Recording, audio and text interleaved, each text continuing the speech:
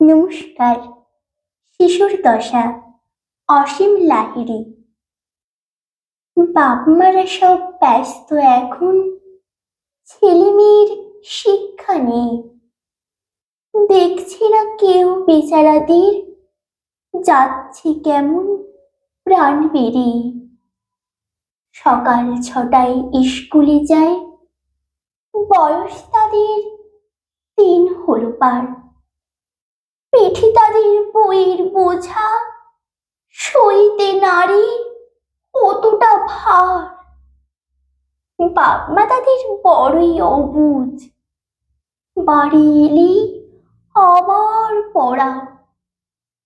চলবে না আর কোনো মতে একটু সময় নষ্ট করা। ঘড়ি ধরে করবে সে স্নান, ঘড়ি ধরেই চলবে খাওয়া। সময় মতো সাধবে গলা, তবেই তারা শিখবে গাওয়া। তারপরে ঠিক নিয়ম মতো ভালো করে শিখবে আঁকা। আঁকার পরে আবার পড়া, নেই তো সময় একটু ফাঁকা। বিদ্যে বোঝাই বাবুর মতো থাকলে পরে চলবে না আর।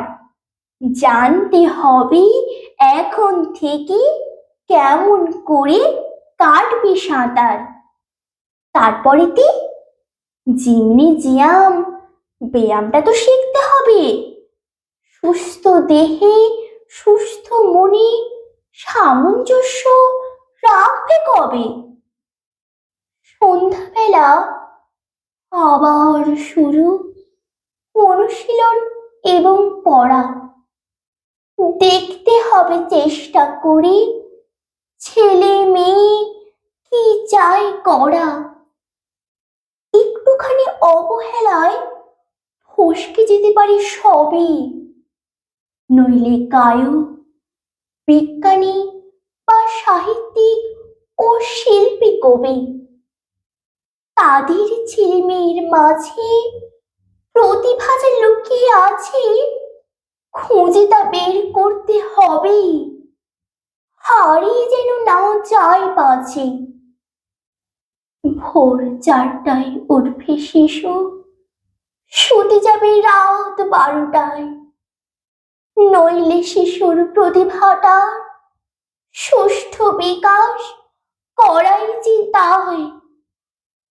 খোঁজাখুঁজির দারুণ ঠেলায় শিশুর দশা যিশুর মতো। শৈশবে তার হারিয়ে গেল, হায় রে শিশু ভাগ্যহত। ধন্যবাদ।